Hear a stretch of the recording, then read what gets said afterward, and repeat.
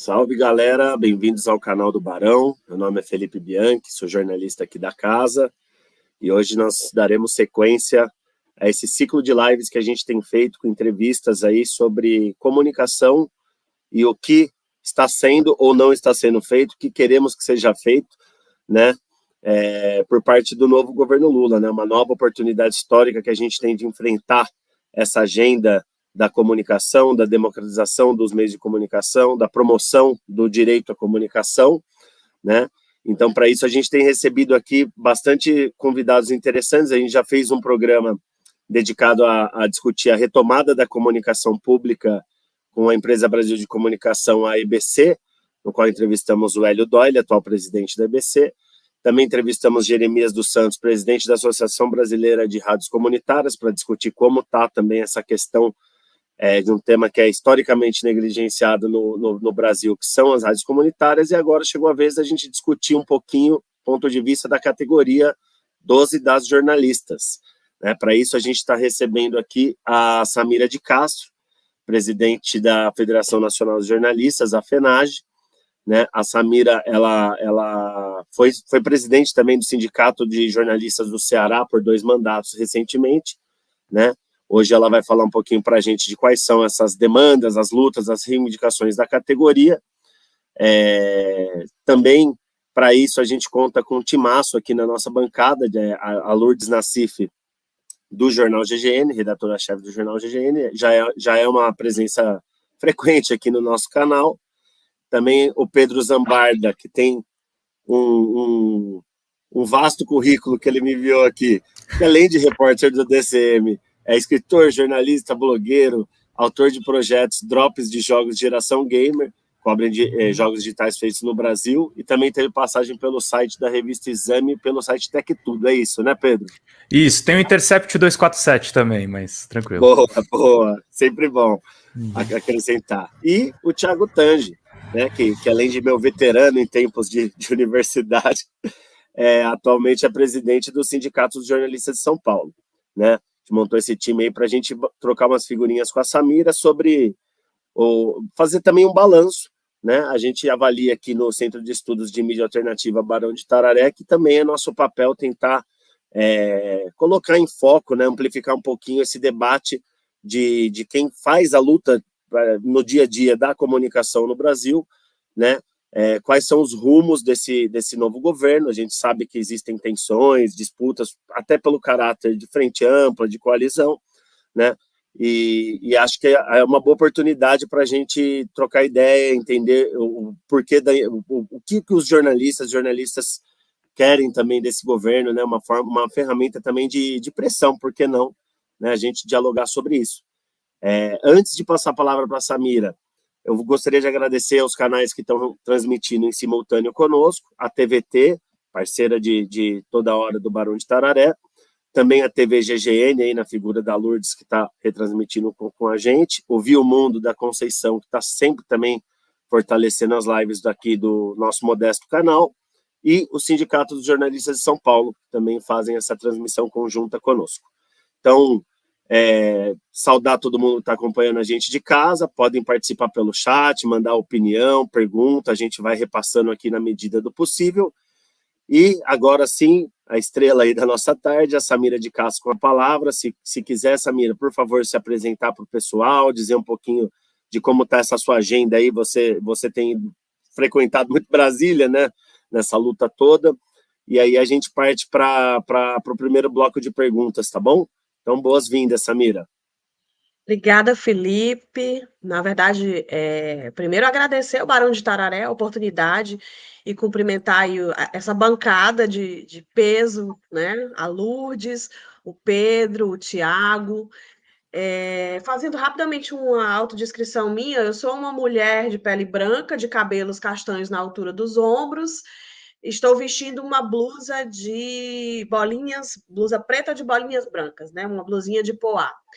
Bom, como você disse, a gente tem uma luta que já se transformou em uma luta histórica, porque as nossas demandas são aí de 20 anos, pelo menos, que a gente está falando de direitos dos jornalistas e das jornalistas, em que a gente esperava que fossem concretizados nos primeiros governos Lula e Dilma, governos democráticos, governos do nosso campo, né, popular e democrático, mas que teve um retrocesso, esses direitos tiveram um retrocesso muito grande a partir do golpe de 2016 e foram situações bastante aprofundadas no governo do Bolsonaro. Então, a gente aproveitou essa retomada da democracia no Brasil para apresentar nossas pautas lá atrás aos candidatos na eleição.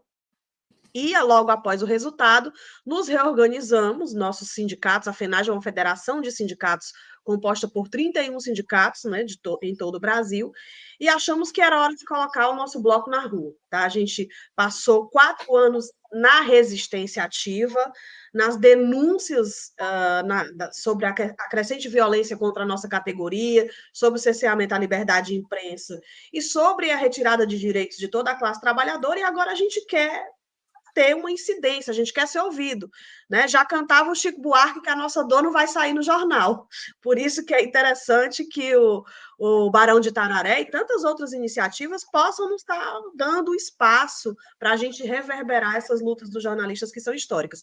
Voltei de Brasília, gastei muita sola de sapato, estou cheia de calo nos pés, visitando o gabinete, visitando lideranças partidárias, para apresentar a nossa pauta, né? Que é uma pauta que vai desde a recuperação de um critério de acesso à nossa profissão, que é o diploma de nível superior específico em jornalismo, passando pela questão do financiamento do jornalismo a partir da taxação das big techs. Vou dar só esse preâmbulo aí para vocês sentirem o nosso desafio, né, para a gente poder dialogar aí com os nossos entrevistadores. E é isso.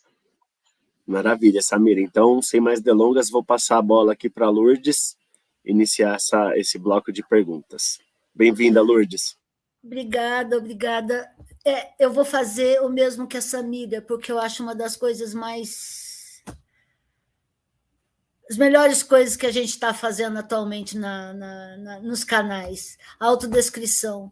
Eu sou uma mulher branca, já com alguns anos nas costas de carreira e de vida, uso óculos e estou com uma blusa marrom. Atrás de mim, o que tem por cenário é um quadro e duas estantes de enfeites, não de livros. Então, é isso. Samira, você tocou num ponto, eu sou do jornal GGN também, Samira, e eu gostaria de você, uma coisa que você começou a falar, a questão do diploma. Entra governo, sai governo, então acenam com a necessidade do diploma, daí acena com vamos derrubar a necessidade do diploma, mas a internet atolou de gente com sites, blogs, TVs no YouTube, fazendo um trabalho jornalístico sem ter o diploma, que eles saem um pouquinho dessa faixa de youtubers e entram nessa de opinião, de trazer a notícia, de comentar a notícia. Que tratamento a gente poderia dar, caso a gente consiga vencer essa luta de 20 anos, conforme você disse? Que tratamento poderia ser dado a essas pessoas? O mesmo quando lá atrás, eu lembro que eu estava na Folha, que para ter você comprovando o trabalho, você conseguiria o registro. Seria a mesma coisa, o mesmo tratamento? Perfeito, Lourdes. É exatamente isso. Assim, o que a gente precisa resgatar dessa questão do diploma? Lá em 2001, a Folha de São Paulo, Estadão, Globo, né, os grandes veículos da mídia tradicional hegemônica, mídia empresarial, tem diversos nomes que a gente usa, né, para denominar esse grupo de empresas que são os grandes players desse negócio de jornalismo no Brasil. Eles passaram a questionar a exigência do diploma para quem queria ser jornalista, tá? Foi uma ação lá em 2001, em São Paulo, inclusive. E alegavam falsamente que, como o diploma estava inserido na lei de imprensa, a lei de imprensa recepcionada pela Constituição de 88, eles alegavam que exigir diploma era cercear a liberdade de expressão. Veja bem, e é sobre esse argumento falacioso que o Gilmar Mendes dá o seu parecer no Supremo e derruba a lei de imprensa. Era como se, para qualquer um de nós aqui exercer a nossa liberdade de expressão, nós precisássemos ser jornalistas, e nós não precisamos. Né? A liberdade de expressão e de opinião, ela não se confunde com a liberdade de imprensa e nem com o exercício profissional do jornalismo. O que aconteceu quando Gilmar Mendes dá aquela decisão que a maioria dos ministros do STF o seguem? Caiu um critério de acesso a uma profissão regulamentada, remunerada, e com, inclusive, preceitos constitucionais, como o sigilo da fonte. Caiu esse critério. Porque as empresas queriam não só dizer quem elas deveriam contratar, porque elas têm esse poder de escolha, né? Quem a gente contrata, mas elas queriam dizer quem era jornalista no país.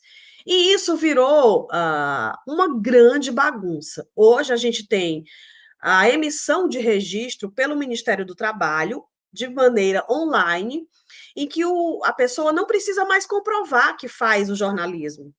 Ela basta preencher aqueles campos que são exigidos, não é pedido nenhuma prova de exercício profissional e ela sai com registro. O fato é que nós temos casos de registro para menores de idade, tá?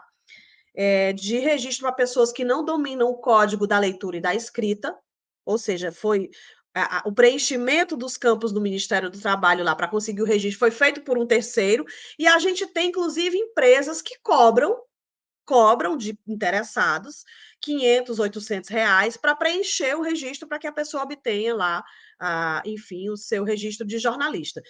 O que a gente quer com o diploma? A gente quer que volte um critério de acesso, mas que ele não exclui, primeiro, quando uma PEC só pode voltar por uma proposta de emenda constitucional, já que estava na Constituição essa exigência. Ela não retroage para caçar diplomas ou caçar registros, né, de quem já obteve aí nessa janela, e ela preserva o comunicador e a comunicadora popular, ela preserva as pessoas que, de fato, vão exercer o jornalismo de alguma maneira. O que a gente não pode hoje, e aí sem demérito a nenhuma dessas situações que eu vou citar aqui, mas com a queda do diploma, o que mais apareceu na porta de sindicato pedindo carteira de jornalista foi padre, médico, pastor e advogado.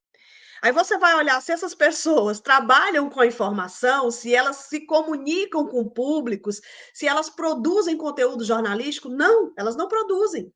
É absurda a situação. Então, assim, a gente não quer... é uma reserva de mercado, só pode trabalhar, ter um canal no YouTube quem tem diploma. Não, pelo contrário. Todo mundo pode ter canal no YouTube, todo mundo pode ter o site, o blog. O que a gente quer é que as pessoas que lidam com a informação de maneira habitual e remunerada tenham um critério de acesso, que é um critério único, transparente, e que, inclusive, embute responsabilização com a qualidade do que ela veicula, né, com a responsabilidade e o papel social do jornalismo. É basicamente isso. Pode falar, Lourdes. Não, ia falar com a verdade também, né, com essa chuva de fake news, chuva de mentiras dentro na internet, também tem isso para manter um pouco o nível, né?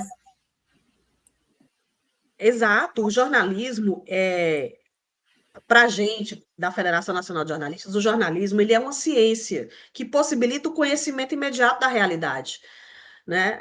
Os historiadores vão contar a história, vão narrar os seus fatos. Nós temos um compromisso com a verdade factual. Eu não posso simplesmente inventar uma cobertura que eu vi determinada coisa. Eu gosto muito de citar o exemplo do futebol, tá? Eu sou do Ceará, eu torço Fortaleza, mas eu, ao ser uma repórter esportiva, eu jamais vou poder dizer que o Ceará jogou ruim quando ele jogou bem. Não, a minha condição de torcedor, ela vai ficar ali guardada. Eu tenho que me ater à realidade do jogo, do fato, quem marcou, quem não marcou gol. Infelizmente, hoje, com essas novas tecnologias comunicacionais e essa suposta democracia da internet, por que eu falo suposta? Porque a gente sabe que os algoritmos e as próprias plataformas modulam o que cada pessoa consome, o que cada pessoa recebe de informação na rede. O que acontece hoje é que as pessoas não têm mais nenhum tipo de compromisso com a verdade factual. As pessoas que dizem atuar fazendo jornalismo. E o jornalismo não é a minha opinião, não é a opinião da Lourdes, nem a do Pedro, nem a do Tiago. Até para emitir opinião, o jornalista tem que estar extremamente embasado, de conhecimento ainda mais técnico, mais específico, né? Mais fundamentado, para a gente usar uma expressão melhor. Maravilha, Samira, vou passar a palavra para o Pedro agora. Bem-vindo, Pedro. Obrigado, Felipe. Aproveitar também, a Samira puxou o ônibus, eu vou me descrever também. Sou um homem branco, cabelos escuros. A minha atrás tem uma estande de livros e uma samambaia que é meio famosa lá no DCM. E, Samira, eu queria botar um pouquinho de pimenta nessa discussão, principalmente porque eu me posicionei sobre isso, eu queria entender melhor o lado de vocês. Eu podia falar dos quase 400 ataques que os jornalistas sofreram no ano passado, mas eu quero abordar uma outra pauta mais específica. PL das fake news. A FENAGE, em março, vocês se posicionaram contra o artigo 38, mas eu achei o posicionamento de vocês bem fundamentado, porque vocês falam a respeito da remuneração para os jornalistas e pensando não só em remunerar as empresas. Eu queria entender um pouco como é que vocês fizeram essa discussão e, ao mesmo tempo, qual que é a sua opinião, a sua como presidenta da entidade ou da entidade em si, quando a gente vê alguns argumentos na esquerda, e veja bem, eu tenho todas as críticas ao Grupo Globo, mas quando dizem que o artigo beneficiaria só a Globo, porque eu acho que é uma simplificação meio imprecisa. Eu queria entender melhor. Esse tema, na verdade, ele é um tema que a gente vem debatendo há bastante tempo, Pedro. Em 2021, nós fomos instados pela Federação Internacional dos Jornalistas a estudar como as plataformas digitais atuavam na crise do modelo de negócios do jornalismo. Foi pedido isso a todas as filiadas da FIGE no mundo inteiro. Isso num contexto que a gente vinha de pandemia, né? Ainda 2020, 2021, um pós-pandemia se desenhando com muito impacto no próprio jornalismo, que recuperou um pouco a sua credibilidade, que teve um papel fundamental, né, contra o negacionismo que se colocava ali entre os governos de extrema-direita. E aí aparece esse debate sobre a ação predatória das grandes plataformas, as big techs, no modelo de negócios baseado na publicidade, que é o modelo de negócios tradicional do jornalismo e dessa indústria que a gente pode chamar de indústria jornalística. Nós contratamos o Instituto Justiça Fiscal, não sei se vocês conhecem, lá do Rio Grande do Sul, que inclusive fez muitos trabalhos sobre a questão da reforma tributária solidária, justa e solidária, né, a taxação das grandes fortunas, e eles conseguiram fazer essa dimensão no Brasil. Primeiro, as big techs aqui têm naturezas absolutamente diversas, né? Sim. Não é uma mesma natureza jurídica e financeira. Segundo, elas são taxadas muito, muito, muito aquém das suas capacidades contributivas. E terceiro, que efetivamente elas conseguiram ter um impacto sobre esse ecossistema da produção de notícias, destruindo jornais impressos, destruindo veículos, né, tradicionais, até as televisões abertas sofrem impacto sobre isso. Então, nós começamos a pensar com o Instituto Justiça Fiscal um projeto de lei que pudesse taxar essas empresas e utilizar esse recurso em defesa do jornalismo, né, para apoiar, para fomentar. Porque uma coisa a FENAGE tem muito certo, o que a gente precisa nesse momento é de mais jornalismo e não menos, né? Efetivamente, nessa situação aí de desinformação em massa, de fake news, queiram como queiram chamar, A gente precisa de cada vez mais fontes credíveis, trabalho checado, verificado, diversificado, né? Então, a gente chegou a um modelo que seria uma taxação por meio de uma contribuição de intervenção no domínio econômico, uma CID. Essa CID, por que uma CID? Porque é um tributo especial que permite que o que for arrecadado ali vá para um objetivo específico e não vá fazer caixa do tesouro. E uma vez fazendo caixa do tesouro, a gente sabe que muito vai para pagar dívida, serviço de dívida pública, né?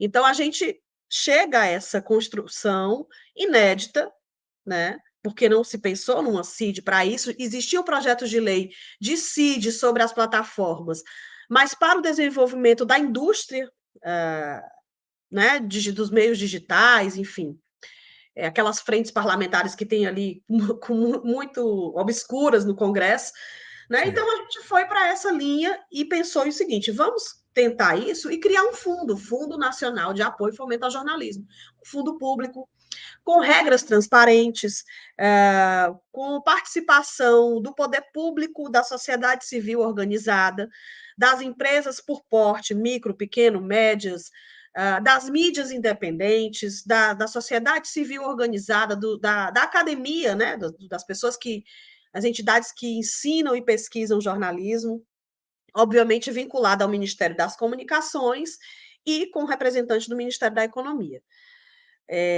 Todo mundo, ai meu Deus, mas a FENAGE está, puxa, querendo demais. Não, gente, a gente não está querendo demais.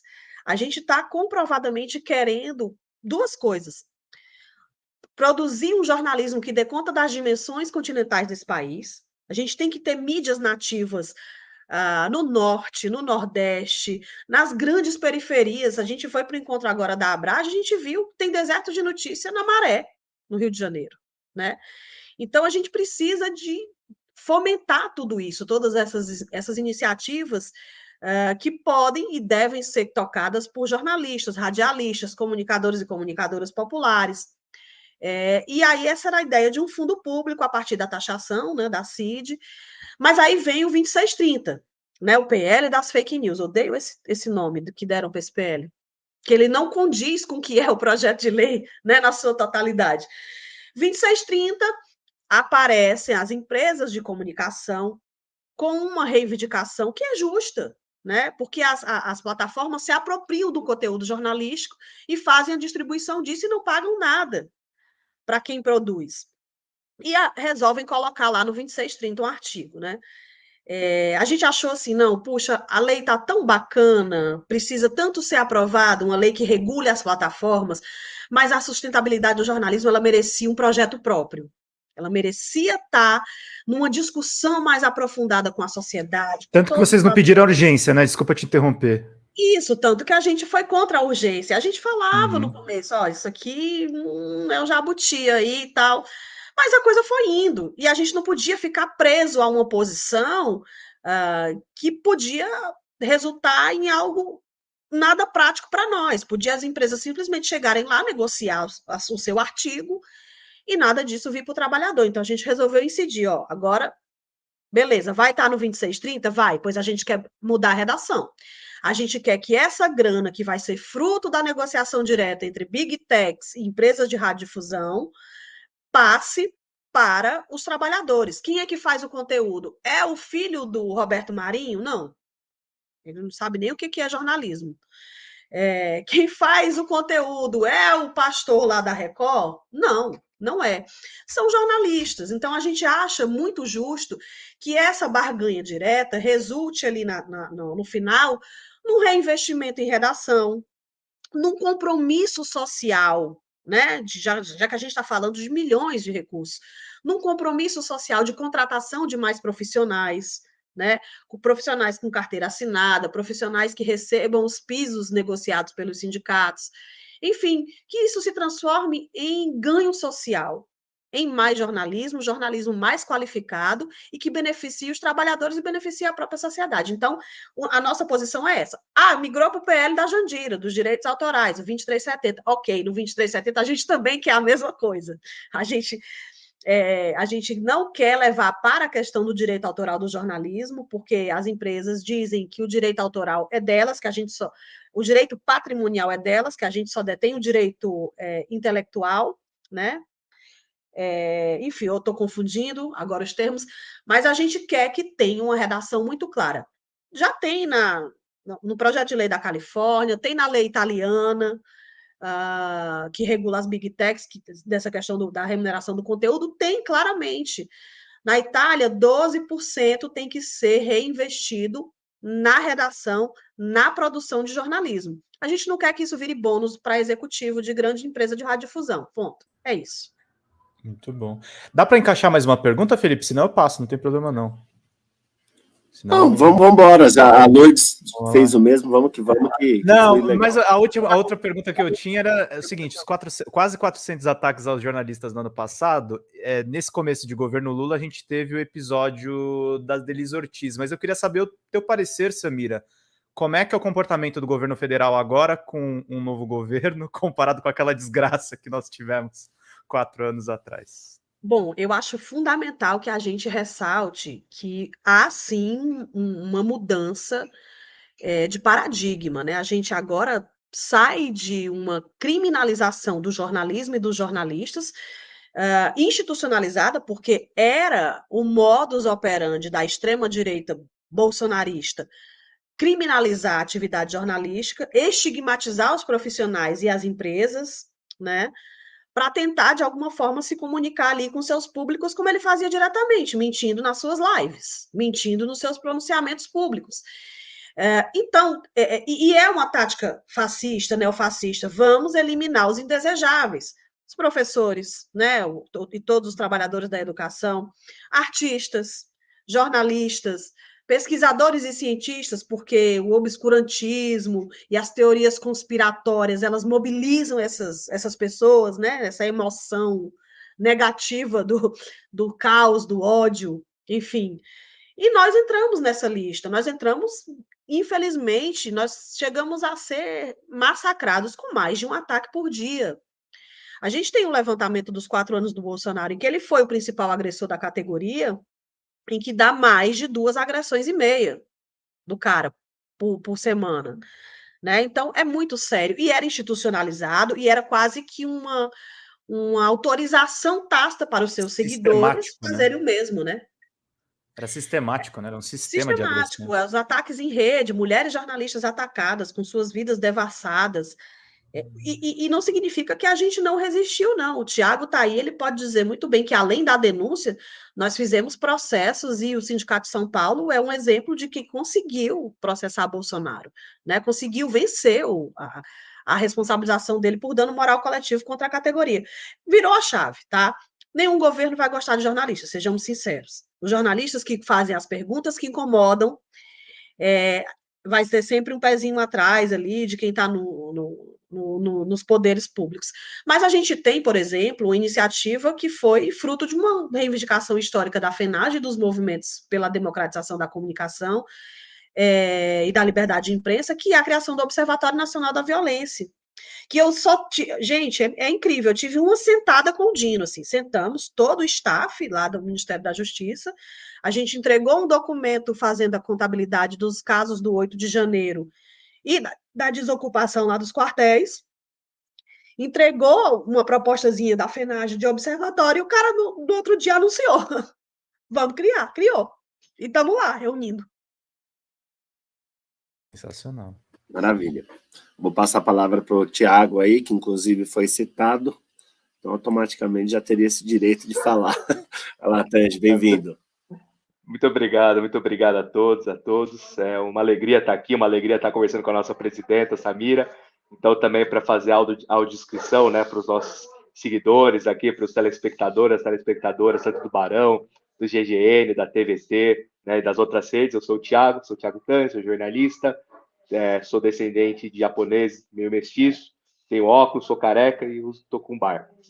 Bom, pessoal, então, assim, acho que uma questão que eu queria fazer, Samira, aproveitando um pouco o que o Pedro colocou na última questão, era aquilo, inclusive, a gente, na sexta-feira, a Samira participou de uma mesa, né, na Abrage, junto com outras entidades jornalísticas, falando justamente sobre as agressões, ataques, ameaças, né, que os jornalistas sofreram nesse último período. E eu fiquei sem fazer uma pergunta que eu queria fazer para você, só que todo mundo perguntou, então agora eu estou aproveitando nesse momento para fazer a pergunta. É o seguinte, de fato, né, a gente passou 4 anos lutando muito e resistindo, né? Então, em 2021, o nosso sindicato, né, o Sindicato de São Paulo, no dia 7 de abril, dia do jornalista, ingressou com uma ação, né, por danos morais coletivos à nossa categoria contra um presidente da República na época, né? E em 2022, no ano passado, em junho, o Bolsonaro foi condenado em primeira instância, né? Então, talvez seja uma coisa meio inédita, né? Porque, pela primeira vez, um presidente em exercício foi condenado por assédio moral coletivo a uma categoria, né? No caso, nós jornalistas. Nesse ano, a segunda turma, né? Então, na segunda instância, também reafirmou a condenação, né?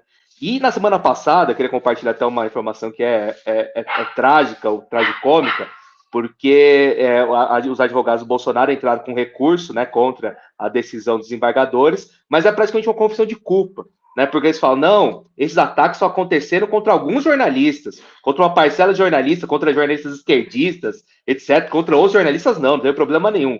E tá lá, tá no processo, foi juntado ao processo. E aí, né, o nosso advogado, doutor Rafael Maia, com muita educação, né, muita eloquência também, ele simplesmente falou primeiro, né, que isso é praticamente uma confissão de culpa, né, então ele alega que atacou sim jornalistas, mas só uma parte, mas infelizmente nem isso era verdade, né, afinal de contas é só pegar ali as informações, as notícias, os posicionamentos não só da FENAGE, não só dos sindicatos, de outras entidades, das próprias empresas, né, de empresas de comunicação de diversos portes, desde a Globo até empresas regionais, né, em que ocorreram ataques contra jornalistas. Então, quer dizer, por um lado, né, a gente lamenta que tudo isso tenha acontecido, por outro, a gente também tem que comemorar essas vitórias e dizer que, além de inelegível, o Bolsonaro também é um condenado por assediar a nossa categoria.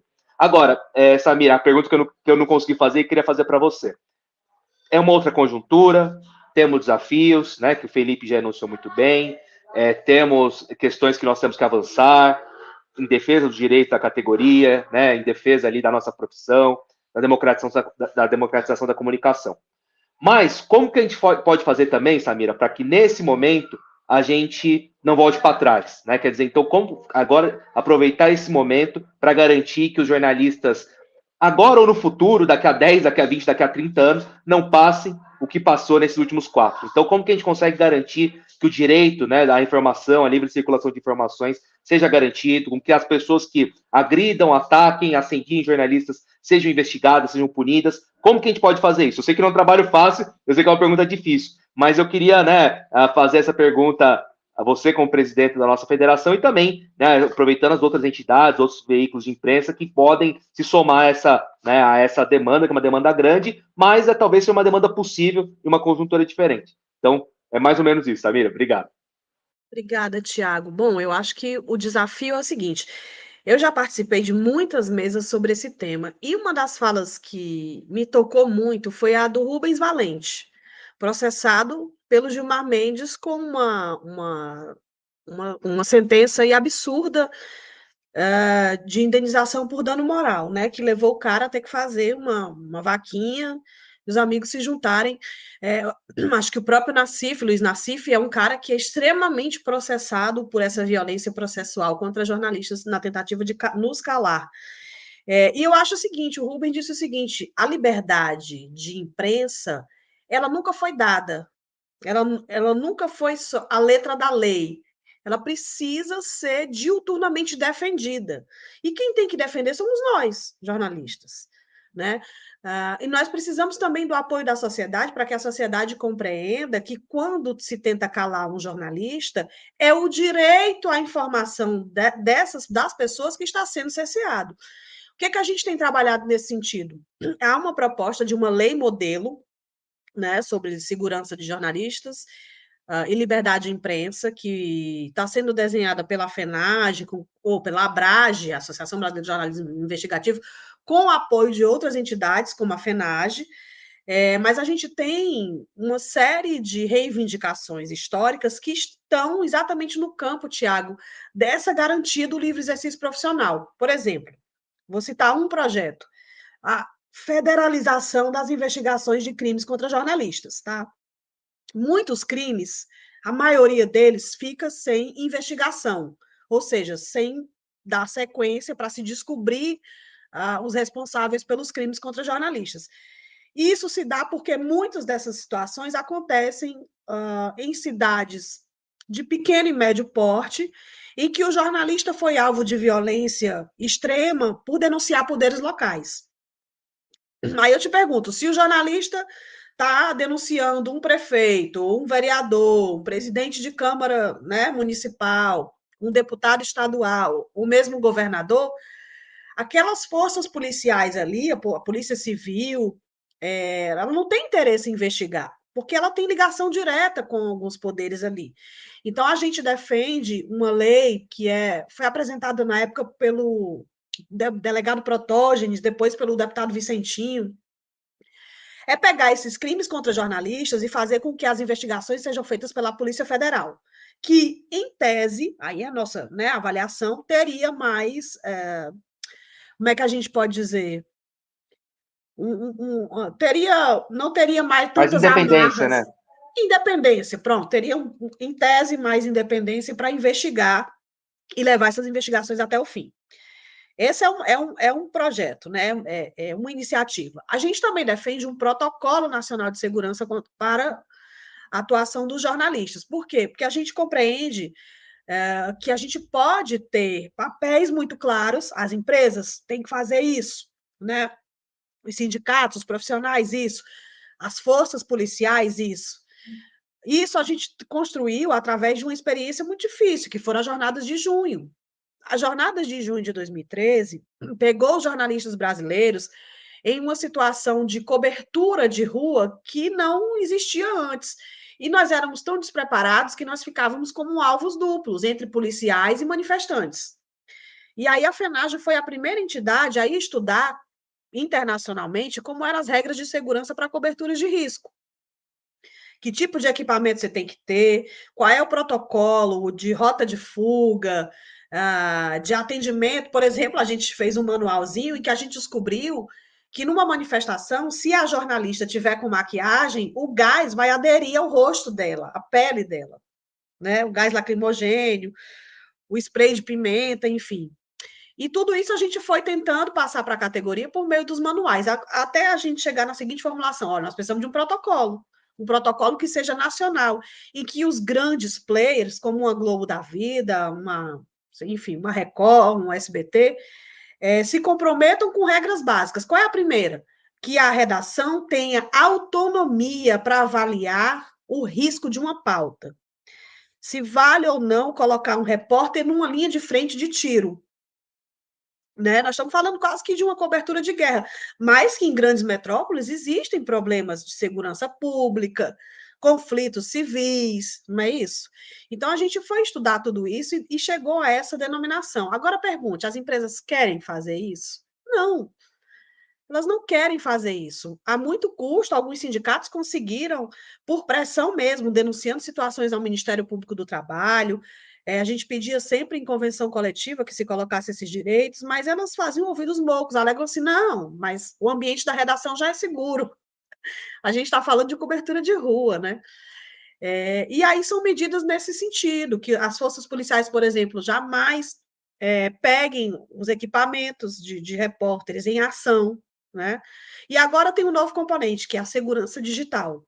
A gente fez um protocolo, nós estamos falando de 10 anos, isso tudo já se adiciona um novo ambiente de produção de notícias, e as ameaças digitais estão aí, a gente precisa também responsabilizar as plataformas. O que a gente tem visto? Os ataques em massa nas plataformas a jornalistas, sobretudo mulheres, a gente não consegue uma resposta efetiva da Meta, né, dessas outras, do Google, de outras empresas, no Twitter, a gente não consegue identificar quem está agredindo esses jornalistas e pedir para retirar o conteúdo, né, porque eles alegam que não fere os termos de uso da rede.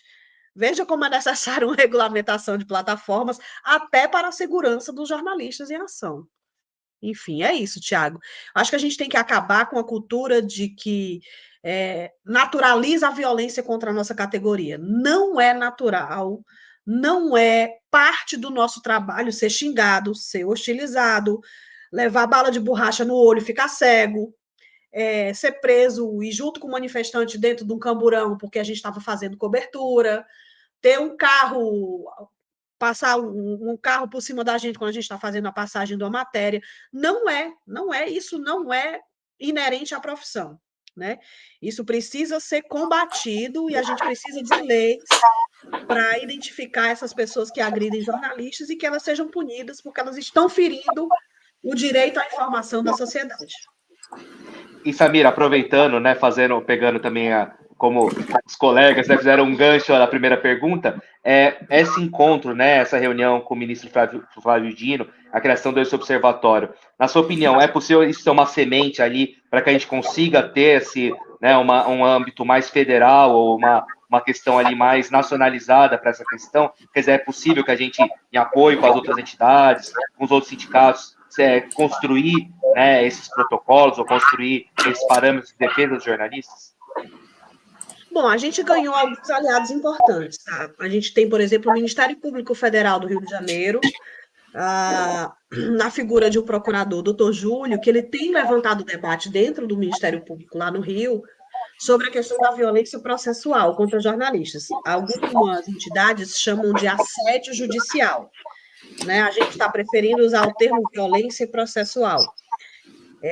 E a gente está construindo um conjunto de entendimentos de, por exemplo, vamos tentar incidir agora no caso do Intercept Brasil, que é uma das redações mais processadas, né, do país, de que a gente vá orientando o próprio judiciário a não aceitar determinadas demandas infundamentadas, sem fundamento, contra jornalistas, cujo objetivo é unicamente cercear a liberdade de imprensa e o trabalho da pessoa.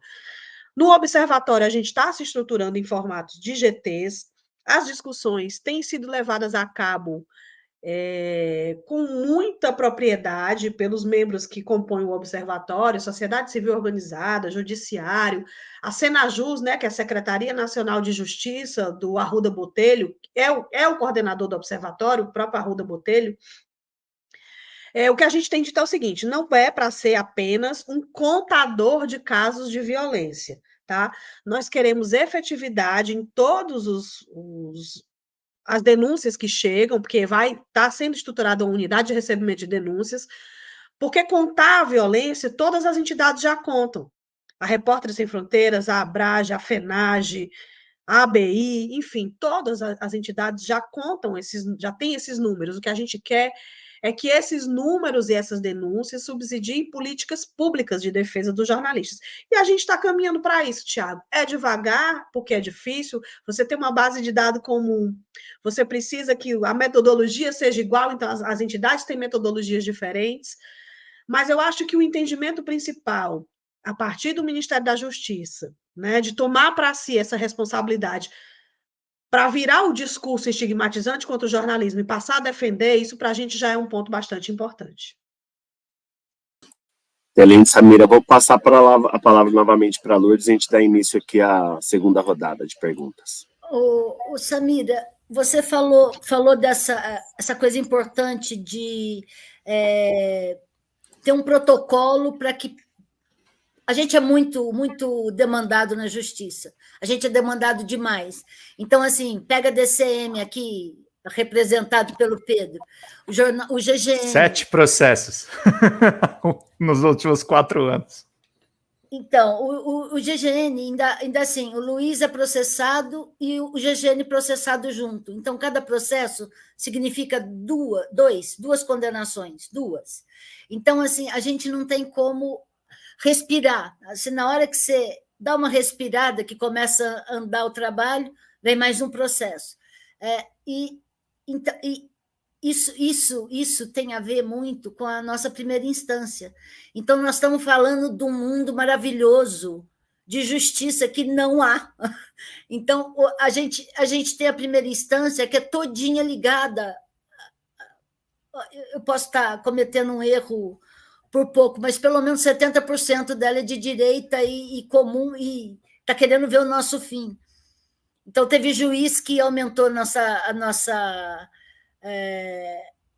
o nosso castigo de 30 mil para 100 mil por causa do endereço da empresa, que é minha casa, que é super simples, só que é no paraíso. Então, assim, sabe, esse tipo de coisa, como que a FENAGE pode juntar fileiras dentro do Ministério da Justiça para quebrar isso aí? Como que se quebra um padrão da justiça brasileira de primeira instância? Lourdes, esse padrão é terrível. E o que eu acho pior ainda, na verdade, é quando o próprio judiciário infere contra os jornalistas, né? Contra o jornalismo e contra os jornalistas. A gente tem defendido uma ação direta da Abrage e de outras entidades, a própria ABI também tem uma ação, que é o seguinte: despenalizar os crimes contra a honra. Né? Porque muitas pessoas que não gostam das matérias, que dizem a verdade, alegam que tiveram sua honra ferida, prejudicada, enfim. Tudo bem, você pode fazer o processo do crime contra a honra na esfera civil, mas deixar a esfera criminal. Porque tem jornalista preso, ou tem jornalista que prestou serviço comunitário por condenação de crime contra a honra. Isso é um absurdo, gente. Isso deveria ter acabado. Outro problema são os juizados, né, especiais, em que o cara vai lá e demanda no juizado especial um jornalista, e aí o jornalista não precisaria estar no seu domicílio para ter que se defender, né, porque o cara é lá do Rio Grande do Sul e processa o jornalista no juizado civil lá, especial lá no Rio Grande do Sul. Isso tudo demanda dinheiro. Demanda paciência, contratação de defesa, né, judicial, e os jornalistas acabam muito abalados. Todos os casos de colegas com quem eu já tive contato, que foram processados, falam desse desgaste emocional. E a gente precisa acabar com isso. Esse caminho ele é muito longo, Lourdes. Assim, a gente tem dialogado, por exemplo, com os ministérios públicos, agora vai entrar conosco a Procuradoria Federal do Cidadão, também querendo reunir, querendo juntar, para estabelecer protocolos para evitar essas demandas excessivas contra jornalistas. E eles falam muito em educar. Vamos promover curso, vamos explicar. Não podemos entrar numa jurisdição de um ou de outro, mas a gente quer um diálogo com a FENAGE, com as outras entidades, para a gente ir tentando quebrar isso. O judiciário é um poder muito difícil, o judiciário se acha acima de todos os outros, né? A gente tem essa cultura no Brasil. Vou pegar o caso da Shirley Alves, vocês conhecem, né? Sim. Que denunciou o estupro da Mari Ferrer. A Shirley, ela é processada pelo promotor, pelo juiz, pelo advogado do réu, e é um absurdo, porque ela teve que sair das redes sociais, ela sofria ataques constantes, ela perdeu o freelas, ela era uma repórter freelancer do Intercept, e é isso que a gente enfrenta todo dia. Você imagina o caso de uma Shirley que pelo menos tem assessoria do Intercept por trás. Mas o caso do colega lá de Sergipe, que teve que prestar serviço comunitário, porque o governador do estado achou que numa crônica ficcional o jornalista estava se referindo a ele. Gente, é um absurdo isso. Um absurdo. E ele foi condenado em todas as instâncias e teve que pagar o serviço para não ir preso. Nós temos um jornalista no Piauí que ele denunciou uma grilagem de terra envolvendo um juiz do Piauí.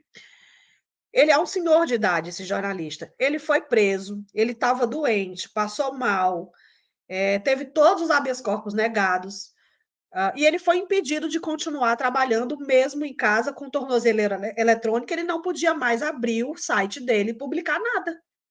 Não era só sobre o caso do juiz, era absolutamente nada. Né? Ou seja, inclusive a fonte de renda dele, que era o site, ele teve que parar de atuar.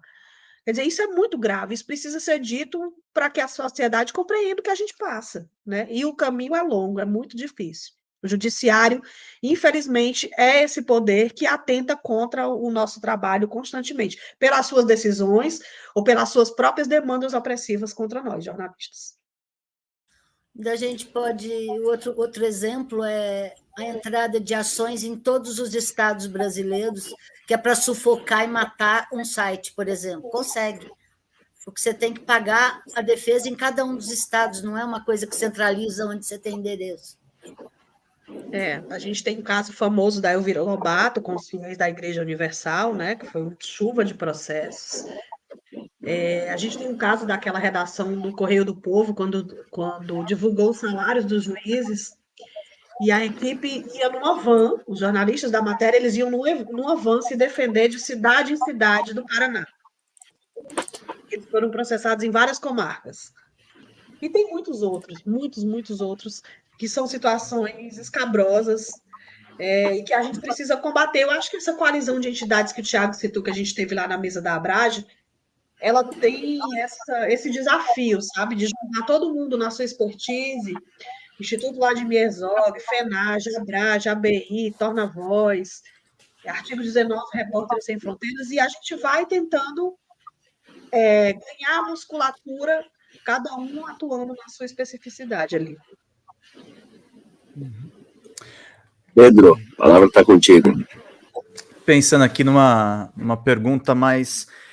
a gente falou bastante sobre violência, sobre a questão do direito digital e do diploma. Samira, eu queria saber um pouco... além dos ataques que o governo federal institucionalmente fez nos 4 anos anteriores, nós tivemos esse fenômeno de fake news, e o Bolsonaro tinha um grupo que envolve, inclusive, a questão da discussão do diploma que você falou, de pessoas que não são profissionais da área, mas eles eram praticamente ali a tropa de choque dele, e que foram denunciados por muitas reportagens de jornalistas mais sérios. Como é que você vê, Samira, a comunicação do governo Lula hoje? Queria saber seu ponto de vista pessoal e institucional também. E também a respeito, assim, que a gente vê o governo, de uma certa forma, voltando ali a dialogar com a imprensa corporativa mais tradicional, e, ao mesmo tempo, ainda conversa com veículos alternativos. É muito criticado também por uma certa institucionalidade que o Bolsonaro meio que aboliu nas redes sociais, porque ele tem uma rapidez maluca, tipo os bilionários agora abrindo novas redes. Eu queria que você falasse um pouco sobre isso. Bom, Pedro, eu acho o seguinte, eu concordo que o governo tem que cumprir papéis institucionais, sim, inclusive na comunicação. Nada contra a conversa com o presidente ou a live com o presidente, mas eu acho que os espaços de coletiva institucionais têm que acontecer, inclusive para oportunizar que todos os veículos tenham acesso igual à autoridade pública. A autoridade pública, ela tem que prestar contas para a sociedade, e o faz através da imprensa, né? Pode fazer de outras formas, de outros canais, mas efetivamente através da imprensa. E nós não podemos abdicar desse papel de mediador social. O que eu não concordo é do café da manhã com os veículos, os jornalões, a mídia hegemônica, e o café da manhã com a mídia alternativa independente. Por que não junta todo mundo? Porque os nativos digitais, que alguns se intitulam alternativos independentes, eles têm feito muito mais jornalismo e muito mais consistente que as grandes empresas. Então, eu não vejo o porquê dessa separação, sabe? Hoje recebeu Folha, Globo, Estadão, blá, blá, blá, blá, blá. Não, outro dia foi o Assinara Menezes, o DCM, o não sei quem. Não, velho, é todo mundo junto, todo mundo é jornalismo, todo mundo faz jornalismo e precisa estar no mesmo espaço. Mas não cabe todo mundo no café da manhã com o presidente. Tá, faz 2 rodadas, faz um café e um almoço, um café e um brunch, enfim. Tô inventando aqui uma denominação. Mas eu acho que essa comunicação institucional, ela precisa parar de separar, tá? Essas caixinhas. Não só alternativos, né? Os youtubers também agora surgem, né? Aí a categoria 3. Fica confuso, a categoria, né? 3 é até complicado, né? Porque eu vi até um projeto de lei que queria regulamentar a profissão de influencer. Tem também essa, do influencer. Bicho, o que é um influencer? Me desculpem. Mas eu acho que precisa disso, e precisa, um ponto fundamental, precisa fortalecer o sistema público de comunicação, que hoje nós só temos representado na Empresa Brasil de Comunicação. Se o governo acha que precisa se dialogar melhor com a sociedade, né, fortalecendo a sua pauta institucional, eu acho que a SECOM pode fazer isso, criando uma estrutura e fortalecendo, mas não pegar a Empresa Brasil de Comunicação, que vem de 3 PDVs, vem de uma série de enxugamentos, e dividir ao meio e dizer assim, aqui vai falar sobre o governo, aqui vai fazer a pauta geral da comunicação pública. Eu não acho isso legal, sabe? E aí é uma posição que a FENAGE tem defendido em reuniões com o presidente da EBC, em reuniões com o ministro Paulo Pimenta. A gente precisa voltar primeiro a ter aquele conselho, né, do curador da EBC. A gente precisa ter um conselho, precisa ter um presidente que tem um mandato, instituir os mecanismos de participação social que eram tão bacanas, que deram tão certo. Agora me vem o Lula no seu governo 3 falando de participação social, criando uma série de conselhos, de ouvidorias nesse sentido e de conselhos dentro dos ministérios, mas na nossa empresa pública de comunicação não volta o conselho curador, né? Isso é contraditório. Para mim, isso é contraditório e merece, eu acho, um amadurecimento do ministro Pimenta, porque eles falam que há um custo muito alto de colocar ali uma medida provisória que volte o conselho curador, porque o Congresso, enfim. Mas eu acho que o Congresso está começando a se ajustar. Infelizmente, não é nos termos que nós queríamos, né? Há uma chantagem muito clara a qualquer projeto do governo que passa ali, tanto que nos dizem muito, olha, a PEC do diploma, vocês não devem colocar como uma pauta de governo, porque senão isso vai sair muito caro para o governo. Eu digo, não, mas a nossa PEC ela não é uma pauta ideológica, né? Ela é uma pauta em defesa da qualidade do jornalismo, é uma pauta em defesa da democracia e da sociedade. Enfim, eu acho que a comunicação do governo precisa melhorar muito. Eu sou a favor dessa institucionalidade. Acho legal que o Lula faça o meme, faça a brincadeira no perfil social dele, mas enquanto presidente ele precisa dialogar pelos meios institucionais, oportunizando o acesso para todos os veículos. Muitos me perguntam, mas o que você achou? Porque a gente aqui no Norte já dava a crise do Yanomami desde 2021. Né? Aí, quando virou o governo, que foi lá, que viu, chamou uma repórter famosa da Rede Globo para ir lá, com exclusividade. Eu disse, olha, eu acho péssimo. Eu acho péssimo. Não vou mentir para vocês que eu acho legal. Claro que o jornalista faz um nome, vai lá e busca a sua exclusiva e tal, mas eu acho que existem pautas que elas precisam ser tratadas com a amplitude de acesso para todos os veículos. E né? meio que não mexe na estrutura, né, Samira? Porque fica um grupo que é muito privilegiado em relação a outros. A gente não está cobrando aqui que o GGN vire a Globo, tô falando, dando exemplo.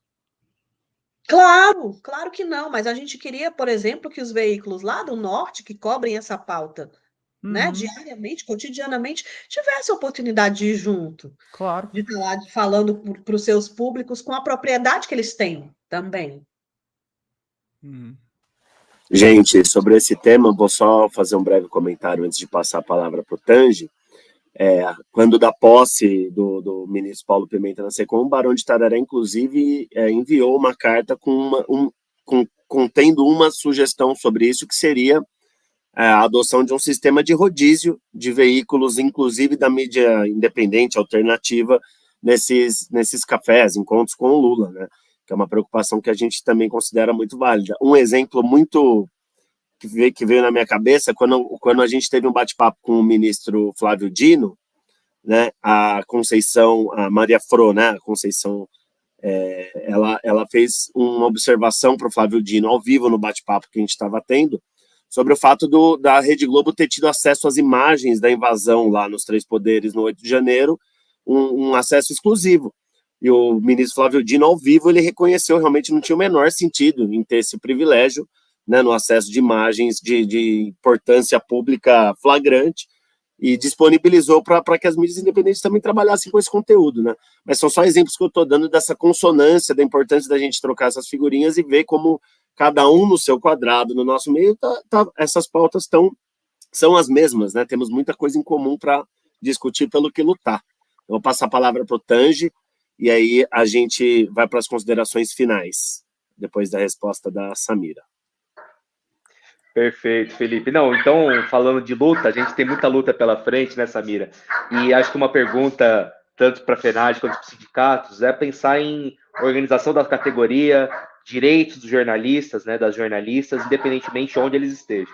Né? Então, seja uma empresa grande, seja numa Globo, seja numa empresa que está começando, num podcast, em novos meios, né, novas ferramentas de comunicação. Então, assim, eu queria perguntar como que, né, dando um recado até para a categoria, para os jornalistas, como que a gente consegue aprimorar essa nossa organização, né, como sindicatos, como a FENAD consegue aprimorar essa luta por direitos, vão desde os direitos da comunicação pública, mas também, né, os embates que nós temos contra, né, as próprias empresas, e a gente sabe, né, que é muito difícil em alguns estados até a gente construir convenções coletivas com empresas, né, então você tem ataques, intransigência, retirada de direitos. Acho que é importante também, até para os nossos ouvintes, para os telespectadores, as telespectadoras, terem uma noção, né? Porque muitas vezes a gente fala, o jornalista de uma grande empresa, ele ele pensa a mesma coisa, não gosta de tal governo, mas a gente sabe que dentro de uma redação você tem muitas contradições, e uma das principais contradições é a contradição, né, do jornalista no chão de fábrica com a direção da empresa, com a pessoa que não quer dar aumento de salário, não quer fazer reajuste digno, não quer retirar direitos. Então, acho que eu queria, né, falar um pouquinho dessa luta nossa ali para organizar a categoria e como que a gente consegue avançar nisso com a ajuda, né, dos sites que estão surgindo, das pessoas que estão trabalhando em diversos locais de trabalho. Né? Então, acho que é um pouco esse desfecho aí que talvez possa levantar a bola para a gente concluir. Obrigada, Tiago. Olha, eu venho do Sindicato de Jornalistas do Ceará, e eu pago um preço muito caro por ter aceitado entrar no movimento sindical da minha categoria. Eu era a repórter mais premiada da redação. O chefe me ofereceu a editoria de reportagem para eu ser editora de reportagem especial, mas aí eu ganhei a eleição do sindicato como secretária-geral e depois ele me chamou na sala dele e disse assim: a gente achava que você não ia ganhar, agora a promoção está desfeita. Né? E aí, beleza, fui e passei, assumi, depois de o presidente ter saído para estudar, assumi a presidência, e assim, eu via muito pouca participação da categoria nas decisões cotidianas, como campanha salarial. Eu falei, vamos fazer assembleia por local de trabalho. Vamos baixar os editais e marcar hora tal na redação tal, hora tal na redação tal, e assim fiz. Quando o presidente do sindicato patronal viu os editaizinhos lá no jornal, ele ligou para mim e disse: você vai fazer a sua assembleia em outro lugar, na redação, que você não vai fazer, não. Você vai para o Clube Náutico, que era um clube aqui de Fortaleza. Você chama o povo e vai para lá. Bom, o edital estava publicado, eu fui para a porta da empresa, o pessoal desceu e a gente fez as votações. Isso foi numa sexta. Na segunda, mandaram me afastar. Eu cheguei para trabalhar, eu não era liberada. E nem queria, porque eu entrei numa redação com 21 anos, então eu respirava jornalismo 24 horas por dia.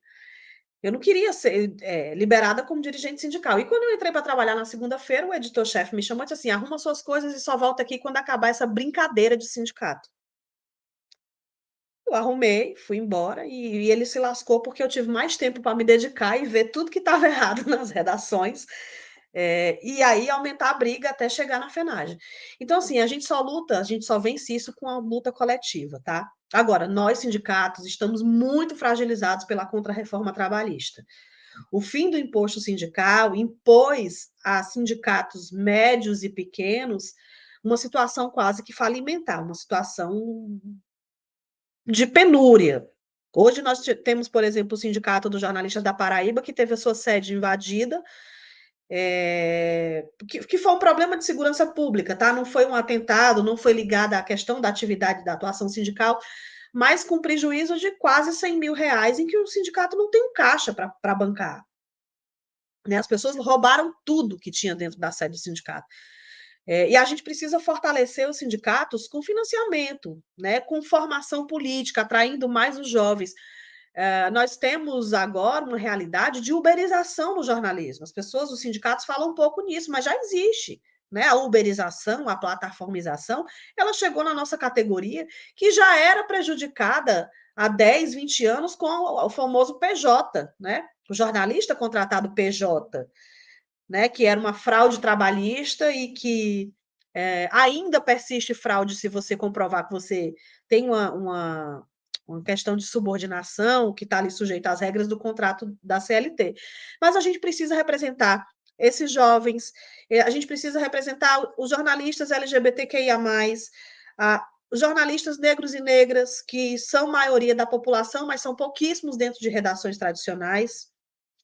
A gente precisa representar os novos arranjos produtivos no campo do jornalismo. Eu estou falando de colegas que saem da faculdade e se juntam 2, 3, 4 e vão fazer o jornalismo que eles acreditam. Né? O jornalismo, sei lá, como o Portal Catarinas, como a revista Asmina, como o Alma Preta aqui, que eu estou com a canequinha para fazer a propaganda. Eu acho que a gente precisa chegar mais junto dessa galera, sabe? E aí eu não sou tão novinha assim, não, mas eu acho que a gente está conseguindo ser uma direção de transição ali da FENAGE, que vai sair de um grupo já mais experimentado para um grupo que dialoga mais com esses outros públicos. E é isso, gente, é formação. O sindicato ele tem que formar, ele tem que informar e organizar. Não tem para onde fugir. A nossa luta é dura, ela é árdua, mas eu acho que a gente está indo a espaços como o Congresso da Abrage. A FENAGE nunca tinha sido chamada. O 18º Congresso Internacional da Abrage é a primeira vez que a FENAGE está numa mesa. Né? E eu acho que é isso, a gente tem que dialogar com todas essas entidades e buscar esses novos trabalhadores jornalistas que não se veem refletidos nos espaços, né? Como uma mídia tradicional branca, né? Cis, heteronormativa, cristã. A gente tem que mudar tudo isso. E para mudar isso, a gente só vai batendo de porta em porta. Né? Vai lá chamando, buscando, organizando, trazendo para os sindicatos com formação, com diálogo. Eu acho que o Sindicato de São Paulo está fazendo isso muito bem, alguns sindicatos nossos. É isso. Bacana, Samira. Muitíssimo obrigado pela sua participação aqui com a gente. Você falou do Alma Preta, é um bom gancho para eu fazer aqui também a divulgação da próxima live aqui do canal do Barão. Vai ser na quarta-feira, dia 12, às 19 horas, uma entrevista coletiva com o ministro Luiz Marinho, ministro do Trabalho e Emprego, e a minha lembrança é porque a Alma Preta está na bancada dessa entrevista, né? Convido todas e todos a acompanhar aqui no canal do Barão na quarta-feira. Agradecer muitíssimo a presença da Lourdes, do Thiago e do Pedro. Barão é a casa de vocês também, voltem sempre. Tá?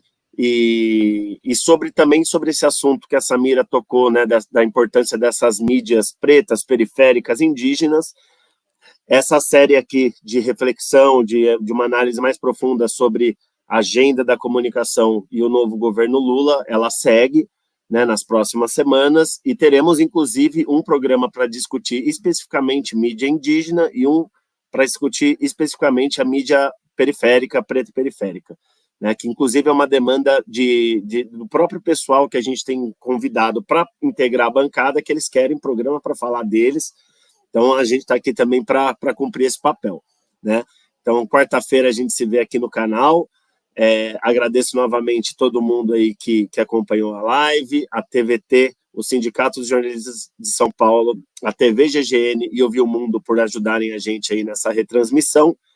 E Lourdes, Samira, Thiago e Pedro, um forte abraço para vocês. Muito obrigado aí por ajudarem a gente a compor esse mosaico das lutas aí para democratizar a comunicação nessa nova página que a gente começou a escrever em janeiro de 2023. Valeu, gente. Forte abraço a todos e todas. Até mais, gente. Tchau, tchau. Valeu, obrigada.